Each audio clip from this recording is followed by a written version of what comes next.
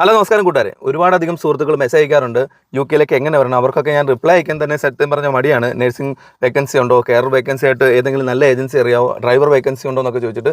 അപ്പോൾ 2024 ഫെബ്രുവരി നമ്മളൊരു വീഡിയോ ചെയ്തിട്ടുണ്ടായിരുന്നു യങ് പ്രൊഫഷണൽ വിസയുടെ. അതിൻ്റെ സെക്കൻഡ് സ്ലോട്ട് ഓപ്പൺ ആവുന്നത് ജൂലൈ 2024 ഡേറ്റ് നിശ്ചയിച്ചിട്ടില്ല എന്ന് പറഞ്ഞു. അപ്പോൾ എല്ലാവർക്കും സന്തോഷ വാർത്ത പോലെ ഇന്ന് രാവിലെ ഒരു മെയിൽ വന്നിട്ടുണ്ടായിരുന്നു. പുതിയ തെരഞ്ഞെടുപ്പും ഇലക്ഷനോ അല്ലെങ്കിൽ പുതിയ മന്ത്രിസഭയൊക്കെ ഉണ്ടായപ്പോൾ ഇതൊക്കെ നിർത്തി വെക്കുമോ അല്ലെങ്കിൽ മാറ്റി വെക്കുമോ എന്നൊക്കെ സംശയം ഉണ്ടായിരുന്നു.